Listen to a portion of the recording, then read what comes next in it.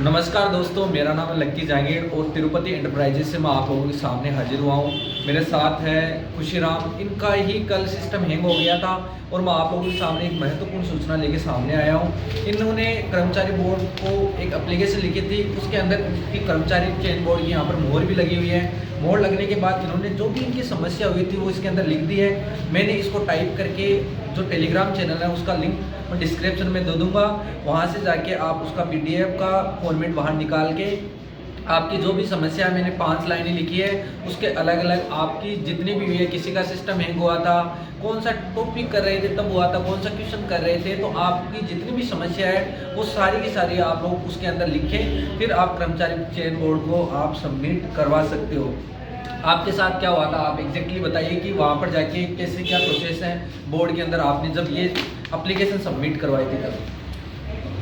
वो एप्लीकेशन लिखने के बाद एक फोटोकॉपी ले जानी है, इसकी फोटोकॉपी करके साथ में तब वो रिसीविंग देंगे, इसको मोड़ लगा के एक तो अपने पास रख लेंगे, एक वो आपको दे देंगे मोड़ लगा के। फिर उसके बाद आपको जो भी समस्या है, वहाँ लड़के बैठे रहते हैं, उनसे कुछ और भी पूछना चाहो तो पूछ सकते हो, काफ़ी लड़के बैठे रहते हैं वहाँ। और जो ग्रुप है डिस्क्रिप्शन में लिंक दे देंगे, उसमें जुड़ जाओ आप। जो बहुत सारे लड़के 150 प्लस हो गए उसमें जिनको समस्याएं थी।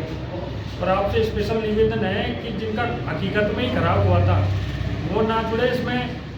जो इनका पेपर नहीं, जिनका हकीकत में खराब हुआ था वही जुड़े, वो नहीं जुड़े। जिनका एक क्वेश्चन रह गया था या बाकी रह गया था वो नहीं जुड़ना है, क्योंकि वो पूरी जांच करेंगे। जांच पड़ताल करने के बाद ही आप लोगों की क्या होगी, एग्जाम करवाएंगे। और एग्जाम तो डेफिनेटली करवाएंगे, इसमें आप लोगों को घबरानी नहीं है, क्योंकि ये बवाल अच्छा मच गया है, इसलिए एग्जाम तो होके ही रहेगी। एग्जाम पहले भी हुई थी, 2013 में वापस ली थी और 2018 में वापस ली थी। लेटर पड़ा हुआ है, वहाँ देख लेना साइट पे आप। 57 लड़कों की 2018 में वापस एग्जाम हुई थी। जिनकी दिक्कत है उनकी वापस एग्जाम हुई थी। लेकिन ओरिजिनल यदि वो कोई सोच रहा हो कि हमारा एक क्वेश्चन छूट गया, हम वापस जाके कर ले ट्राई, तो ऐसा कुछ नहीं होगा वहाँ। हाँ, इसका ध्यान रखना है। लेकिन हकीकत में जिनका हेडर पुटर में क्वेश्चन क्लिक कर रहे थे पेज लेआउट में, तो दिक्कत आई है ना। और सिस्टम वो ब्लरी हो गया था, कुछ दिखाई नहीं दे रहा था। टाइमर जब लास्ट में सही हुआ तब 7 सेकंड बचे थे।